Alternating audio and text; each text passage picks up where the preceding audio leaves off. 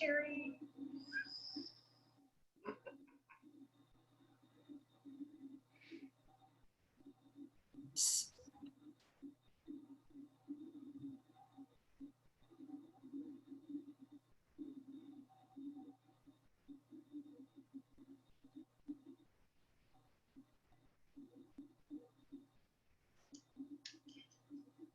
Is that actually wine? Oh, you're brave. Brave or foolish? I mean, there's ice in it, but it's still just the water. No, no one wants me having a cocktail at one of these. It will all go awry.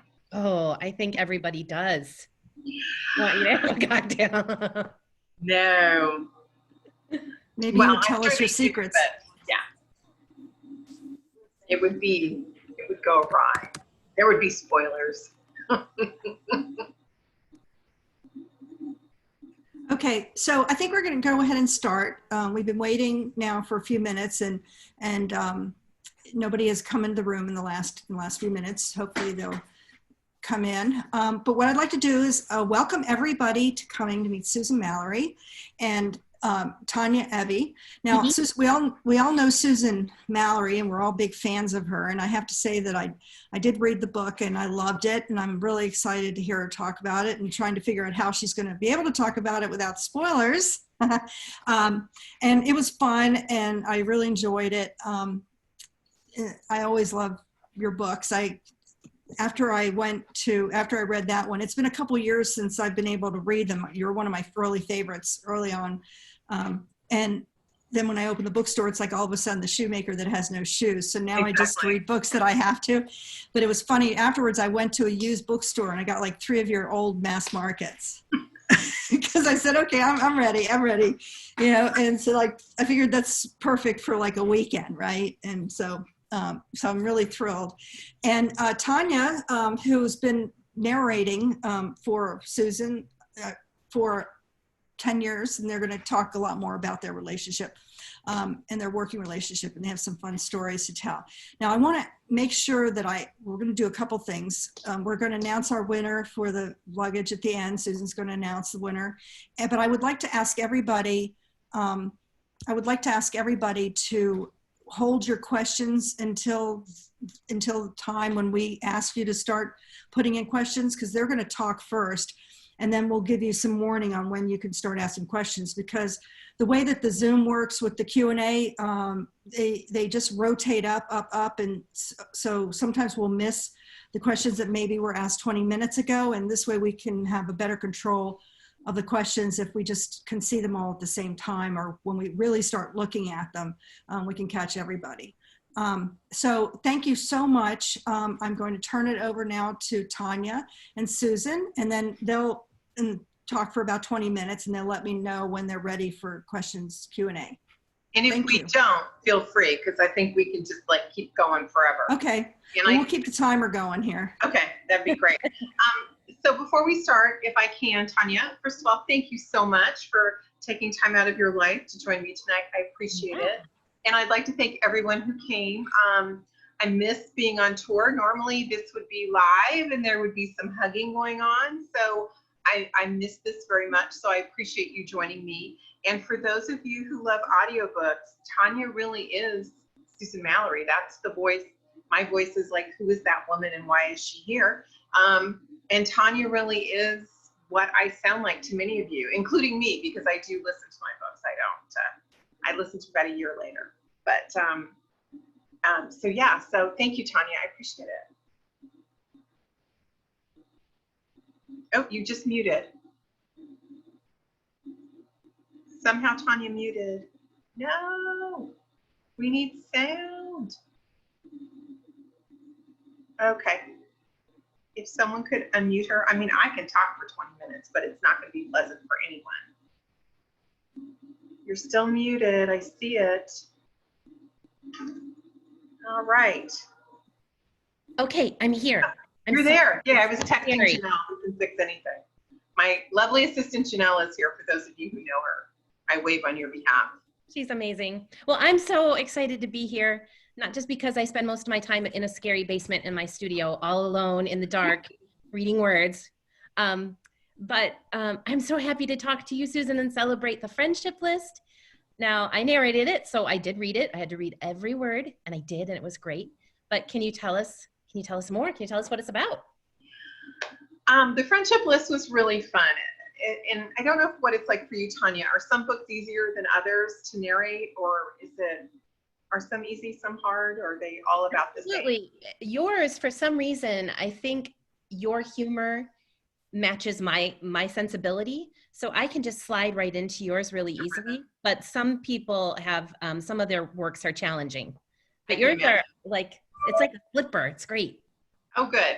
And some books for me are really hard and I have to work at them. This was not that. This was one of those super easy books. And I will tell you how it started. I hear from a lot of readers. I love hearing from readers.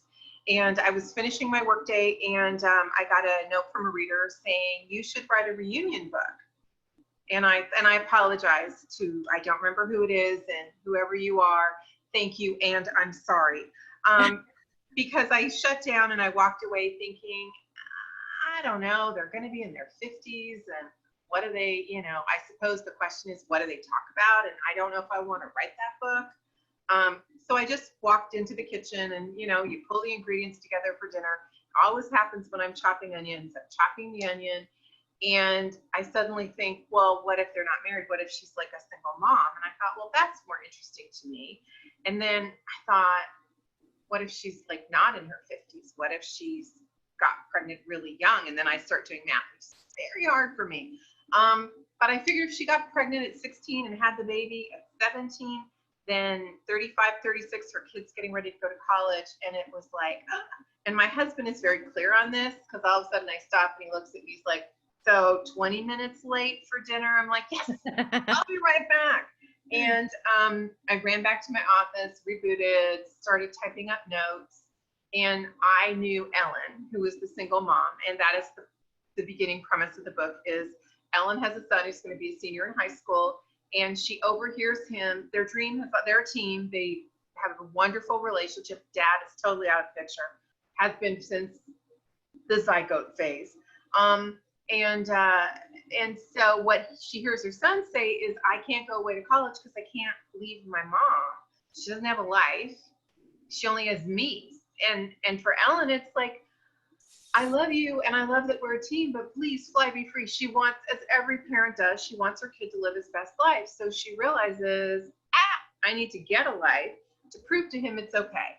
So she and her best friend Unity come up with this summer challenge thing where they're going to challenge each other. On the other side is Unity, and I'm sorry, I'm going on way too long. See, I could fill a half hour by myself. So Unity is a young widow, same age, they've been best friends forever, and her husband died 3 years ago. She has not moved on. I mean, I don't mean she's like, she has not moved on. Whatever, like, never moving on is, that's where Unity is.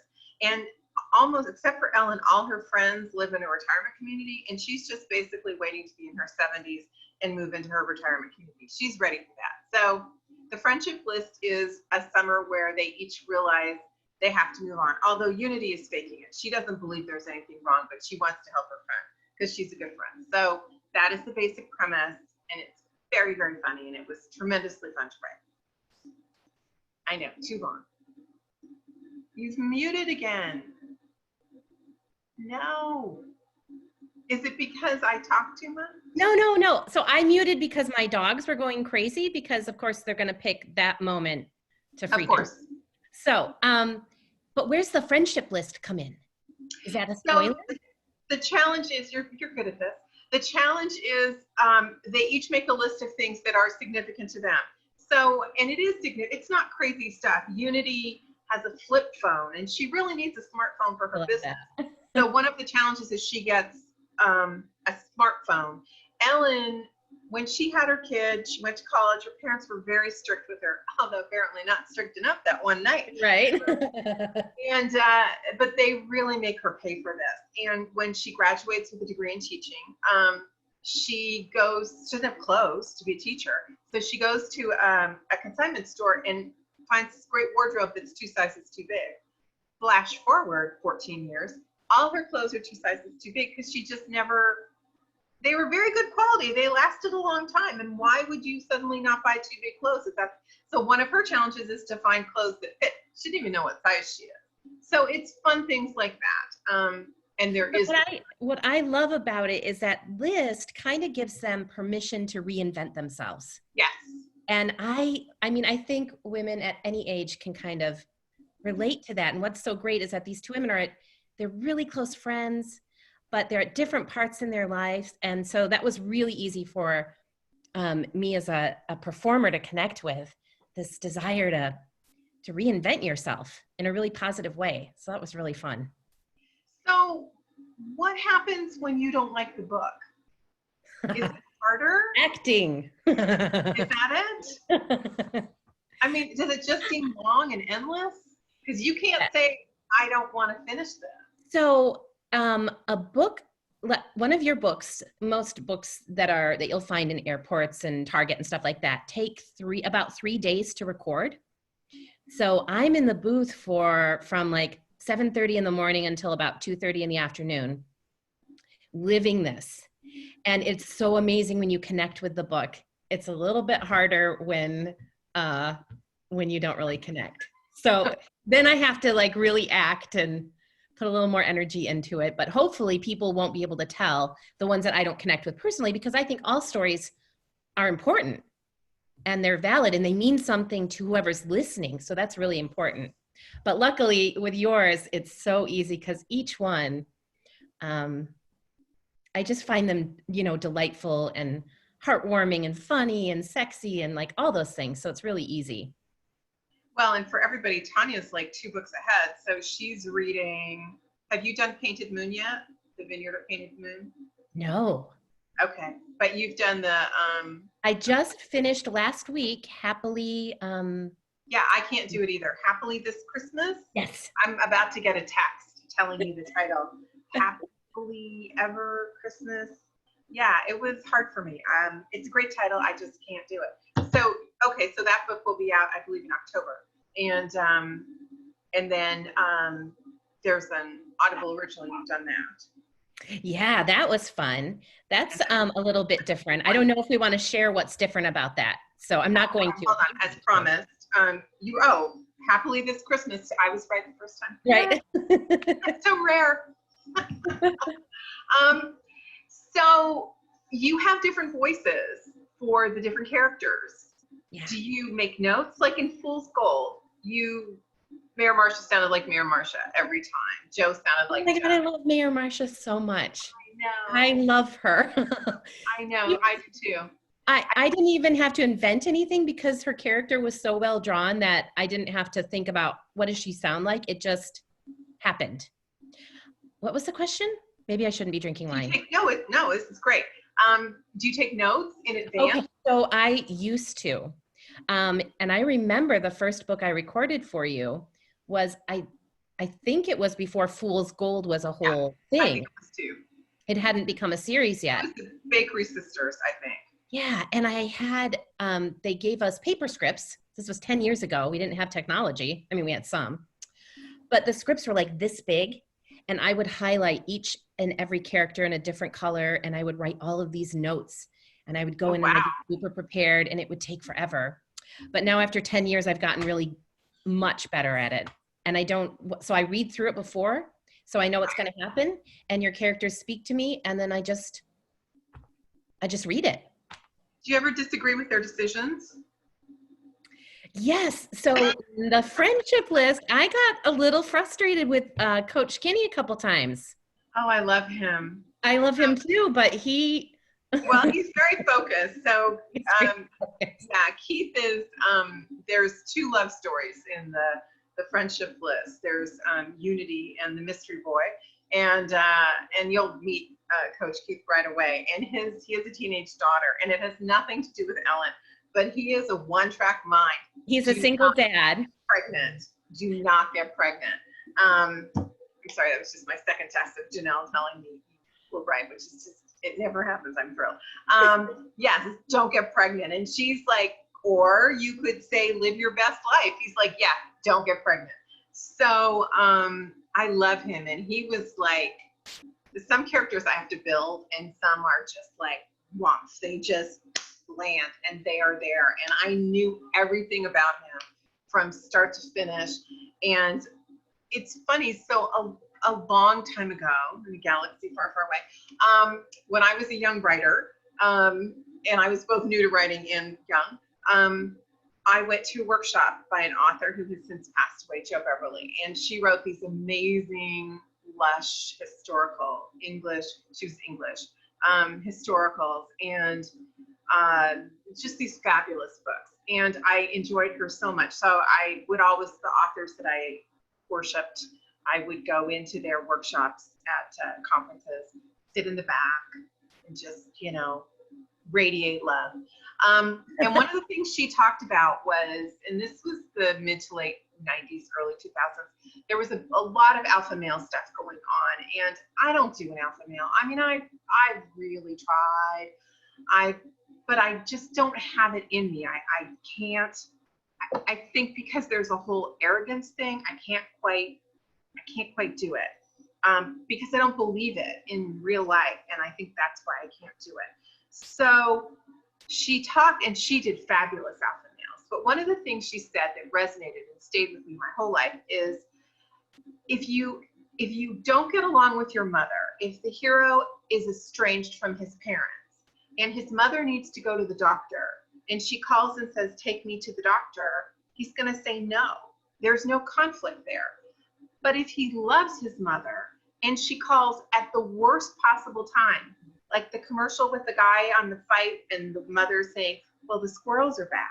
He loves her. He can't hang up.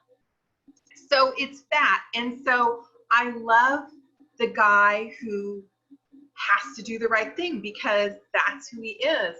So for Coach Keith, it's like when Ellen begins to blossom, he loves her. They're really close friends. And to take advantage of her naivete violates everything he is as a man. But Ellen is incredibly enthused about this process. So that's what I love, is that he's really trying hard to do the right thing, and Ellen is making it so incredibly hard for him to do the right thing. For me, he was like an alpha on the outside, but with the heart of a beta. Yes, and I can do that, but the true alpha male, no. What about Thaddeus? Thaddeus was Thaddeus was a build, and I plot with other authors, and we really went round and round about him. And okay, so possibly a funny story. So about a year and a half ago, 2 years ago, I decided I was going to write a thriller, which is just, there are not words to describe the dumbness of that. I don't write thrillers. I didn't have a second idea. I love what I do. My publisher would have hunted me down and stabbed me with a fork until I died. It's just bad, but I think I was just in a bad place in my life and was looking for a change, so I decided to write a thriller. So I did all this research, and I had this great story with cryptocurrency and Bitcoin, which it took me a long time to understand. I mean, I was like, I bought 3 books. The only book that worked for me was a book written, and I swear, by a 12-year-old. Then I understood cryptocurrency and Bitcoin. And then I signed up to go to Thriller Fest, which is this thing. And I thought, well, I have to tell my publisher because they're going to be at Thriller Fest. And what is Susan Mallery doing at Thriller Fest, really? So then the head injury healed, and I went back to my regular life and thought, I want to write one thriller. I don't want to have a thriller career. I just want to write the one. And everybody was, Janelle was so supportive, and my husband was supportive. My agent was supportive on the phone. I'm sure when she hung up, she got a very large glass of wine and thought, oh dear God, author, save me. But it went away. But I was left with this thing. So Thaddeus, I said, I know cryptocurrency, so let's do something with that. So that's sort of where Thaddeus's life. And it's funny, the cryptocurrency is what? A sentence? It's 2 sentences. Right. And even with the cryptocurrency, you made him sexy. Yeah. Cryptocurrency for me is not so sexy, but no, it's not. It's hard. It was hard. But I know Bitcoin. You managed. Not buy Bitcoin. It's not what, no. Although I would read a thriller by you where you stab your publisher with a fork. I think that sounds. Actually, they were stabbing me, but yeah. Oh, they're stabbing. They were stabbing. No, I would never. There's two. No, that they would never do that. I did, and I told this story last night. I used to work with an editor who has since moved to another publisher, but we had a great relationship, and she used to joke. She wanted me to do Ebola on a submarine. That was her fantasy book for me. So we would joke about.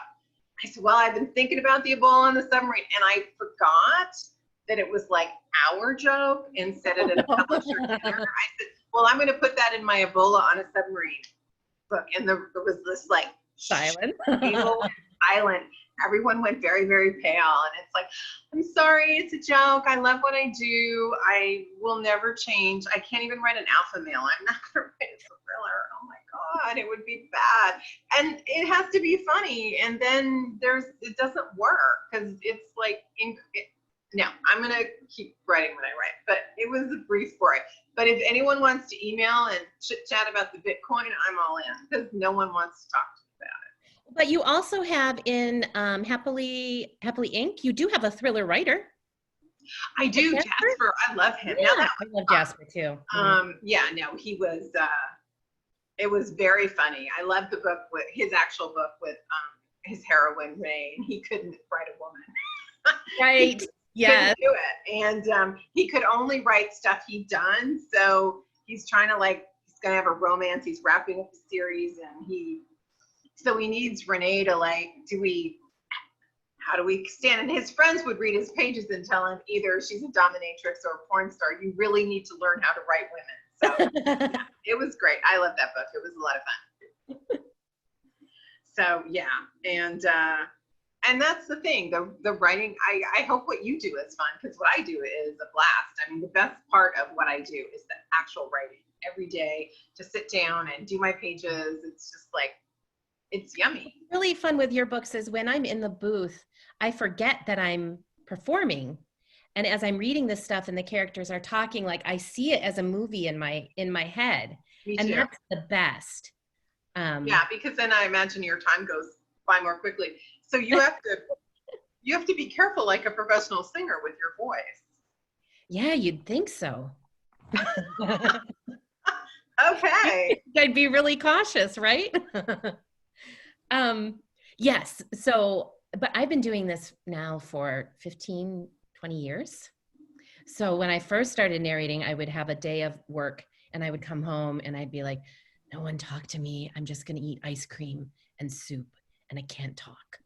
But I'm over that now. So now it's totally fine. I do know I choose certain vocalizations, like if there's something really gritty or something that's rough on my voice, I'll choose that for a secondary character. So I don't have to carry that. The only problem is when there's a writer who I've had a secondary character in one book and then find out in book 3, they're the main character. Yeah, and they don't tell you that in advance. They don't tell you that. No. Well, sometimes we don't know. True. And sometimes we do. I mean, with you full blah, blah, blah. With Fool's Gold, you could sort of see who was coming. Yeah. But I love that the friendship list is its own complete standalone novel, which is really fun sometimes. It is. I like it too. I love a series. I've wrapped up Happily Inc. My next series is going to start in 2021. It's going to be Christmas books. In a little town called Wishing Tree. It's very fun. But the others I've asked to do standalones just because I wrote a lot of series and sometimes it's nice to create a world and then move on. I really enjoy that. And I like when the world is significant. So for example, in the friendship list, Ellen and Keith, they go on a road trip. They take a bunch of kids to look at colleges. Obviously pre-pandemic, and they go to Santa Barbara, and I thought, God, I love Santa Barbara. I've been there forever. So the book I'm writing now is set in Santa Barbara because I liked it and I thought I would do something there. So I have my Santa Barbara maps and my, everything for that, and it's really fun. No title yet. We've kind of gotten off our questions, but do you think anybody listening has some questions, or have I asked you all the things I wanted to ask you? So I was about to go ahead and give you the 5-minute warning. Oh. But so what I'd like to do is to ask everybody to start asking questions in the chat now so we can see the questions and start answering them. But while we're waiting for that, I have a few questions. Okay. So the coach, you know, when I was reading this, I was thinking to myself, you know, because we all make our own interpretations of it, but I was thinking that he in his mind had decided that you can't be friends and be sexually attracted to a friend, kind of thing.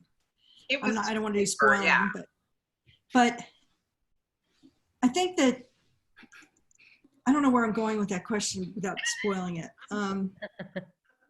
But because I still think he was a guy, you know? Yes. I still think he was a guy.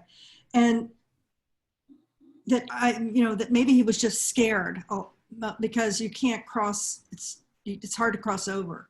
Well, for me, I like rules personally. That's just a personality thing for me. And for me, someone who, especially a man who's honorable, there is a code, a self-code, you know, personal code. And so for me, Keith was all about the code. And he defined himself, this is what a good guy is. And he was very serious about that code. And I think for him, his friendship with Ellen was significantly more important to him than a fling would be. That he valued her to the point where she obviously wasn't interested. They were friends, and he wanted that and respected that, and it's not something he would play with. It had to be important enough, and then it all just went in the toilet for him, in a good way. Yeah. So I have a question here from Cynthia Martin, or Cindy Martin. Sorry, Cindy.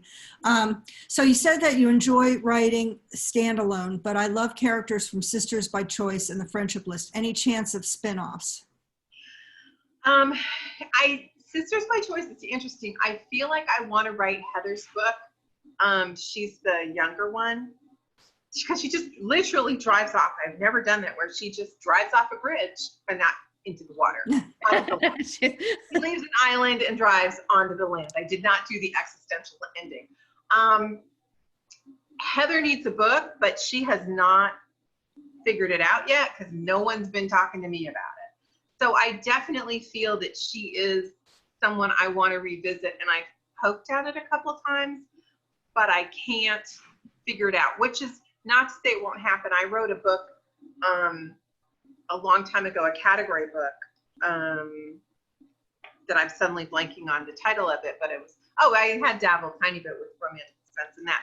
And there was this guy, Angel, and I kept thinking, I need to write the book about this guy, and I would come back and finally put him in Fool's Gold, but I had to wait for a woman strong enough for him. I don't know what Heather's doing. And so until she talks to me, and yes, I want to get there with Heather. I'm less excited about the kids in the Friendship List. I feel they're so grounded, and for fiction to work, people have to be seriously flawed. And in my world, you have to earn your happy ending. So there has to be pain and suffering. And I just feel like these kids don't really have a good emotional conflict because they have such strong, great parents. I don't know what I would do with them. So I'm not going to say no, because I never say no. But Heather is likely. I just can't get it yet. So this question is for Tanya. How is it doing the audio of sex scenes? Yeah, how is that? Part. It's my favorite. I learned so much. It doesn't bother you at all? I will honestly, it used to, and I will tell you about the first sex scene that I narrated. It wasn't your book, it was another book, but it was really steamy, and I was in the studio for that one with a male director and a male engineer. And I was so nervous. I don't think I had ever said those words out loud. I like barely knew that they existed. Oh my gosh. And I had to give it my all. Beforehand. It was so stressful. And then after the scene was done, I was like, I have to take a break. And so I went out of the room, and as I was walking by the engineer and the director, they're like, we're just gonna stay here. They didn't want to get up. I'm not making that's funny. Oh, that's funny. Hey, wow. That would be so good job.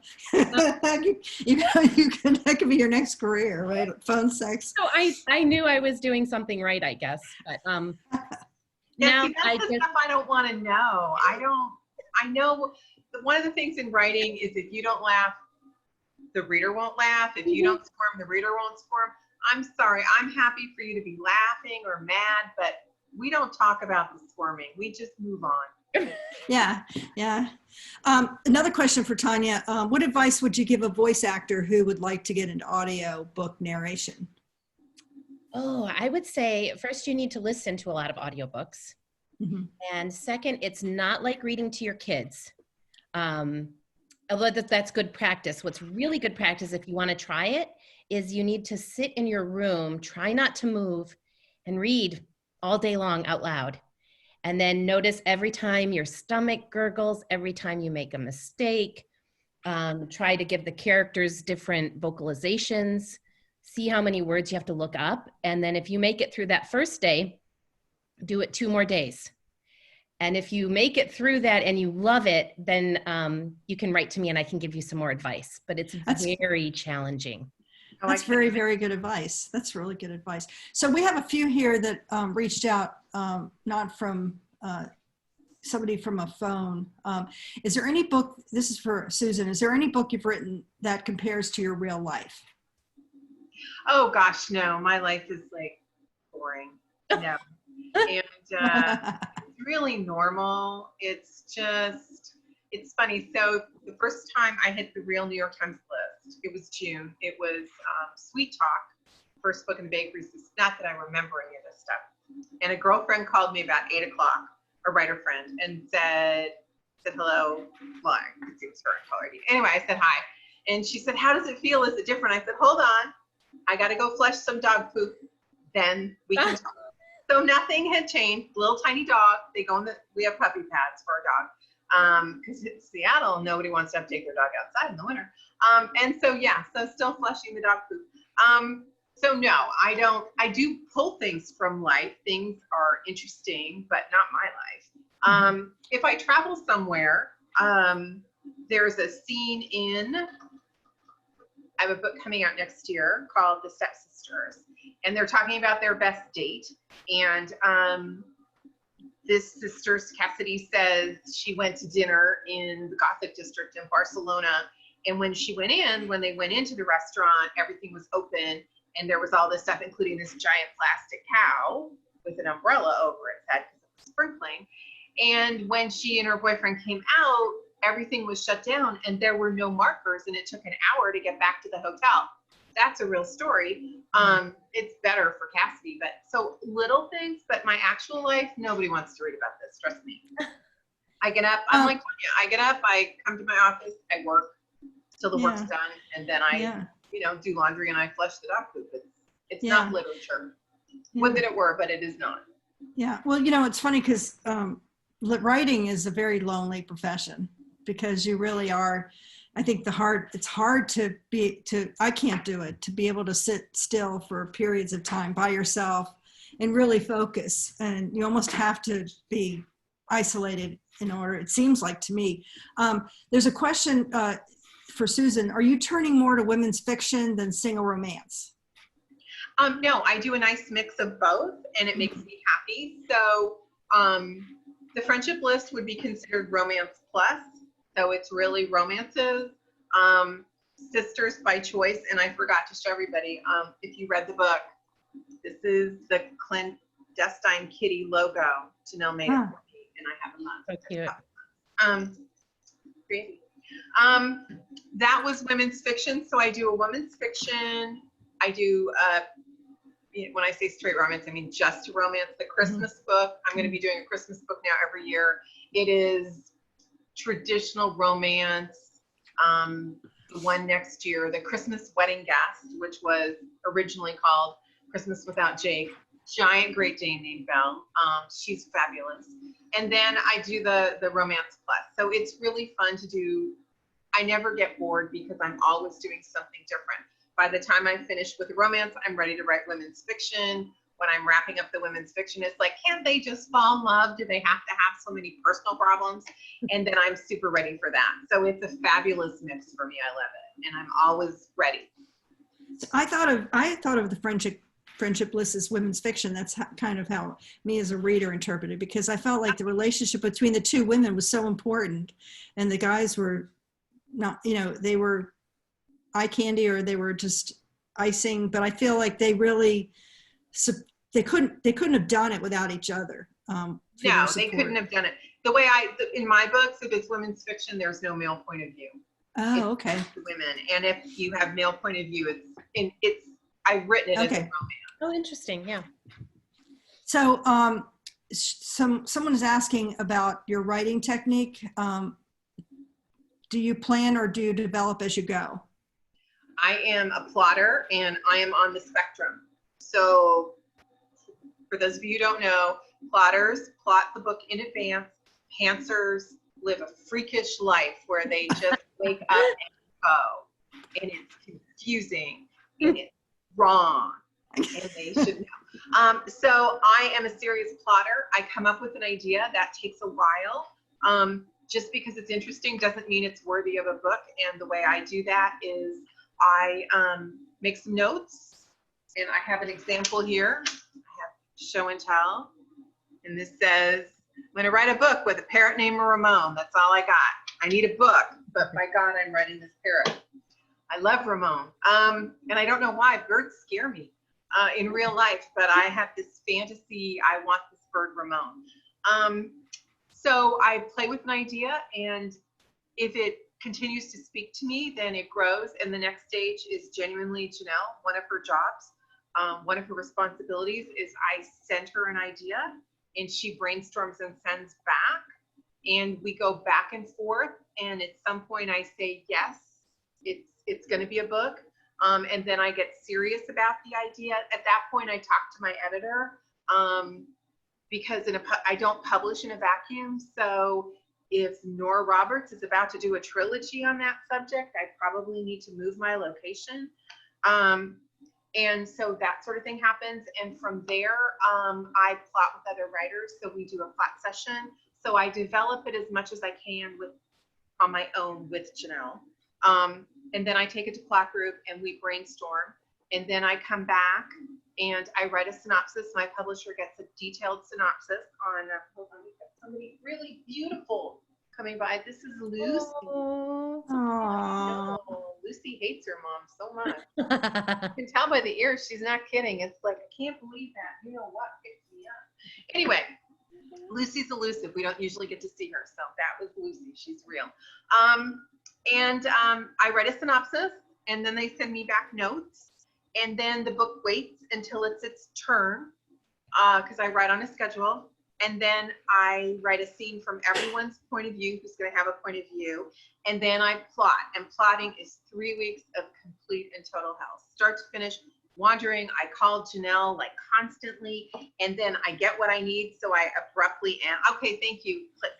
And I go work, and I plot the book scene by scene, chapter by chapter. When I am done one of these, this is probably about 105,000 words on average. It was originally like 112. It was trimmed. Wow. And when I'm done with my plotting, I'll have like 18,000 words. So it's really the world's tiniest first draft.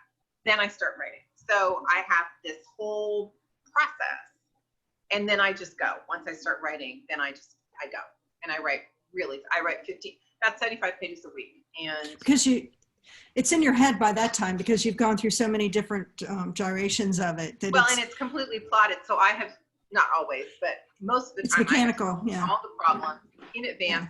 when Yeah. it's very manageable, as opposed to on page 300, I do not want to find out that this book cannot end happily. I mean, I Right. don't know they're not getting together.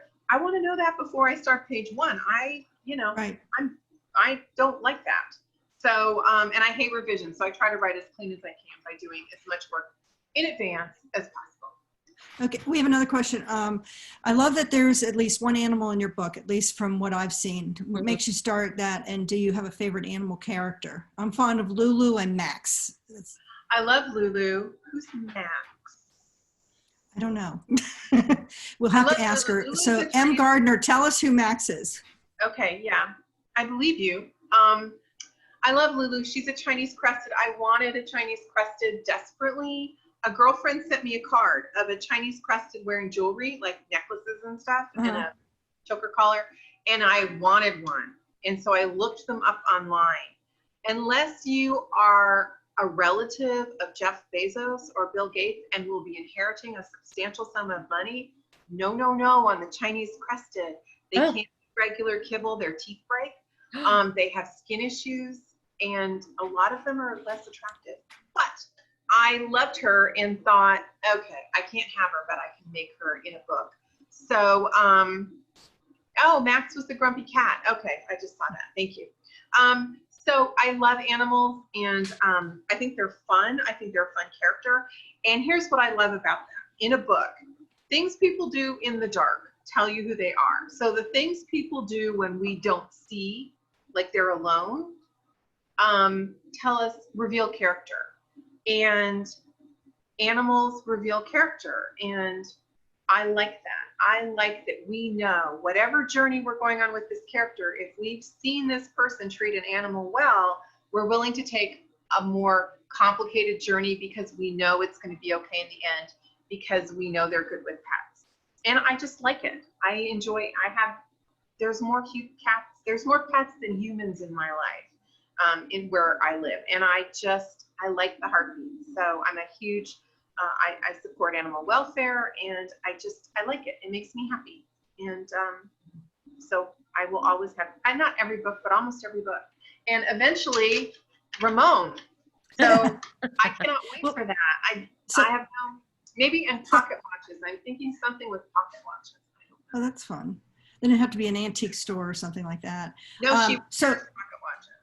Yeah. So I guess other people were asking about all the fun names that you come up with. If you had any other fun names. I have more show and tell. So this is what happens. This is baby names. 100,000 baby names. And if you notice, because I love the Post-its, this one I'm actually writing now. One of my heroines is Harlow. I'm not sure about Harley. I knew a dog named Harley, and I loved him. Also a Chinese crested, and he dressed in camo every day. So this is where the names come from. Sometimes I get when I used to do signings, when we could hug, I would write down reader names that I haven't used in a book, because I've written a lot of books. I've used a lot of names, and some of them I can't use because there's an emotional thing, and I want to always tell you, like, yeah, I knew a blank before, and I hated her, so no, I can't put that book. So yeah, I keep a list. Readers help me name streets, businesses, whatever, and I will often keep a list of names and put a first name or a last name. I never put their whole name unless it's a special thing, and then they have to sign a release. But I will do the name if you, for example, in Wishing Tree, people gave me great suggestions, and I'm using up their names in the books. So we've got a couple of questions for Tanya. We have a few questions for Tanya. Well, let's see, for Susan. So there was a Tanya, how many books a year are you able to record? Let's see, are you able to record? I love listening to books you have recorded because you really help me see the story. Oh, that's so nice. Nora. Thank you. Yeah.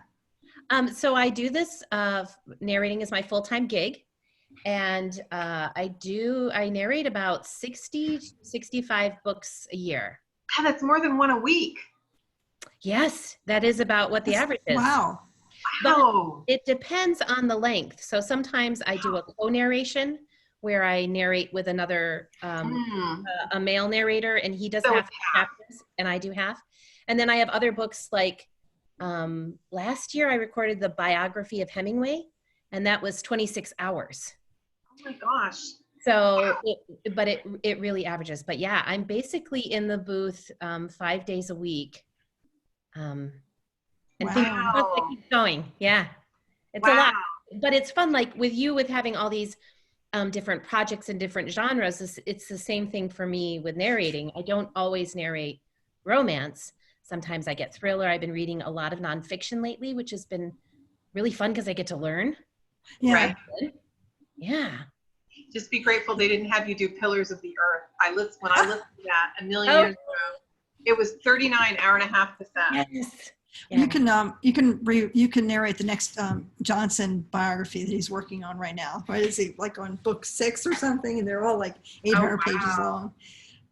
So Tanya, how many? Let's see. There was for Susan. Since Tanya's been narrating for you so long, let's see, because this thing just flipped for me.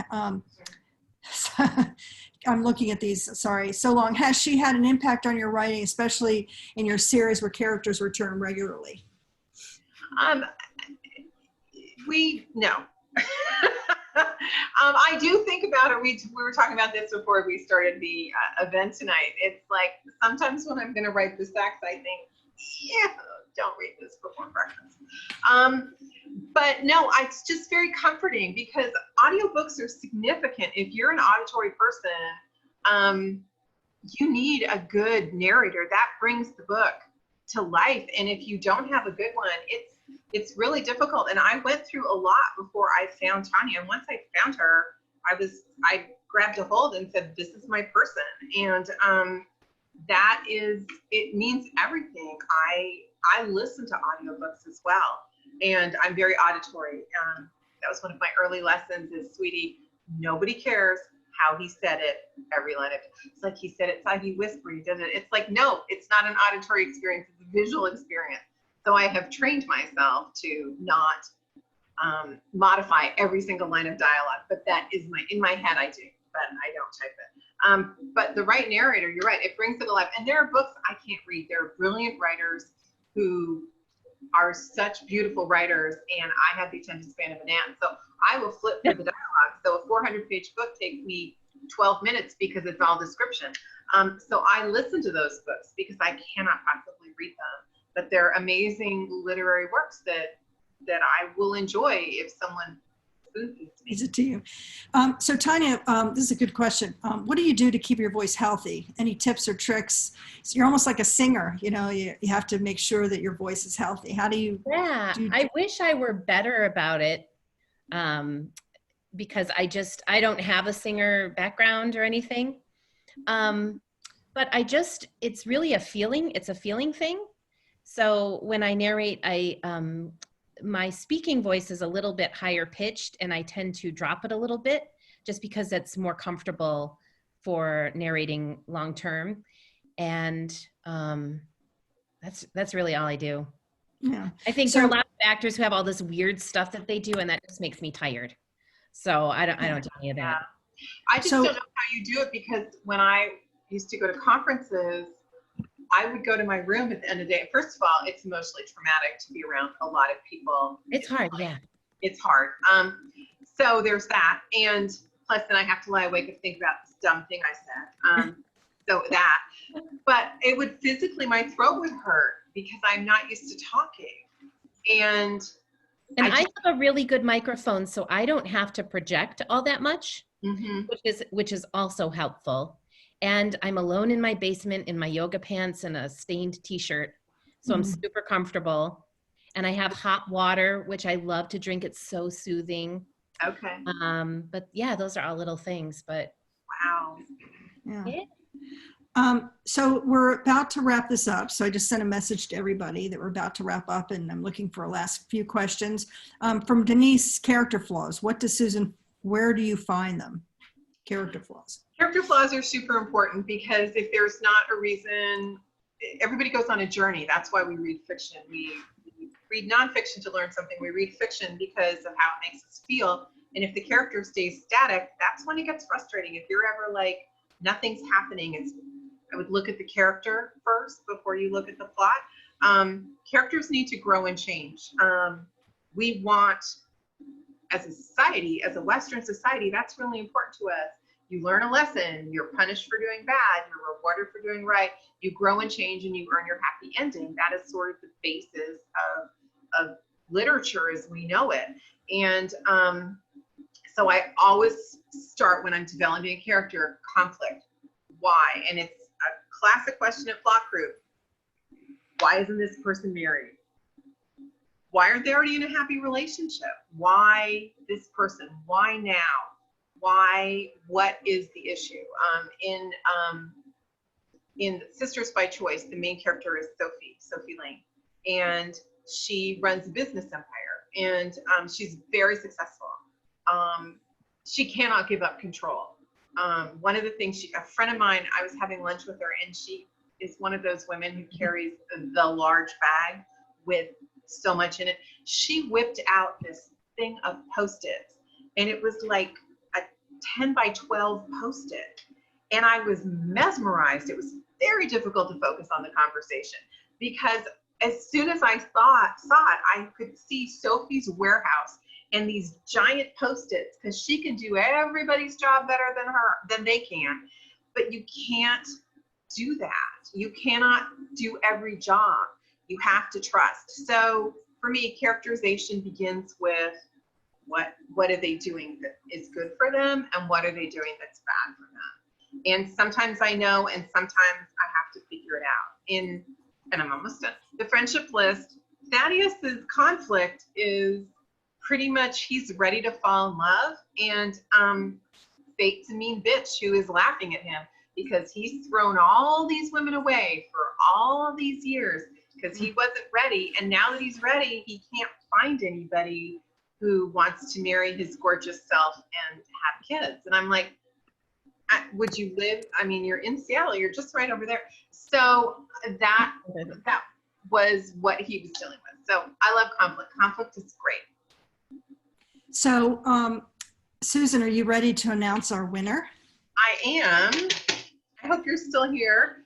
Claire D, who lives in Chicago. I saw you earlier. You're our raffle winner, and Yay! I know, it's exciting. And the beautiful Janelle will be sending out your gift in the morning, so you can look for that in a couple 2 or 3 days, and as well as your book is coming from the bookstore. Great. Congratulations.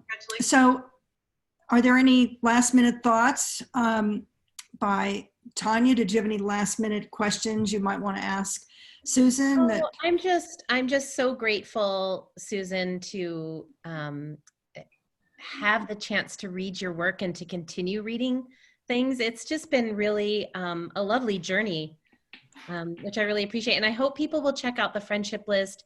It's a very satisfying read. There is lots of conflict, like you said, but there's also a really satisfying conclusion where characters change, and I love seeing that arc. So I hope people will check it out and either listen to it or read it themselves. And I agree. Yeah, I agree. That's what I liked about them, was that they changed, and the whole thing about them wanting to change or not wanting to change, and reluctantly changing and then changing. And so because I'm a cynic by nature, and I question people that get set in their ways and change. So to me it was like really fun to see how, and I think you did a really great job of slowly moving them through change. It wasn't like it happened overnight. It was sort of like almost like a calculated way of figuring out how to change. I mean, it was brilliant on how they could both support each other in changing their lives. And so I really, really enjoyed it. Oh, thank you. And I want to thank Tanya for joining me today. I love her. As I said, audiobooks are a thing for me, and I can't read my books. But about a year after publication, I listened to my books, and I learned so much about my writing. So Tanya, if you ever want to send me notes and say, sweetie, stop using Okay. I'll do that. But I love listening to it because I get what I did right, and I get what I need to improve on next time. I really did discover I used the word interesting way too much.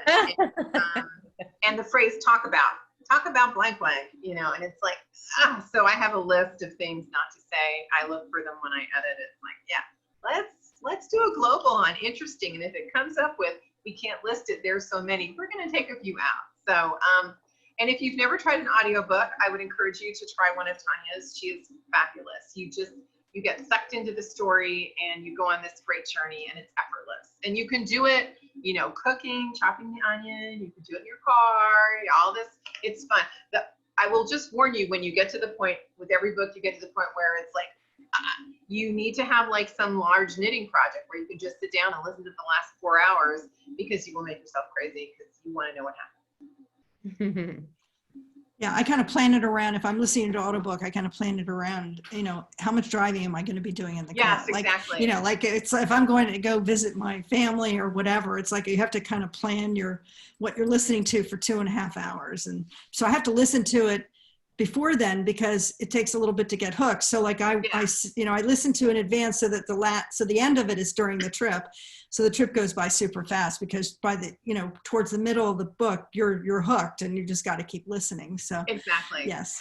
Well, thank you both, ladies. It was such a pleasure. Thank you so much for choosing us to help you with your launch of your book. And I'm so looking forward to meeting you in person someday, back when in the real world, you know, we are literally across the world from each other. You're at the toppest point and we're at the lowest point. Yeah, I know. West and East. Thank everyone for coming. I appreciate it. Thank you. Thank you so much.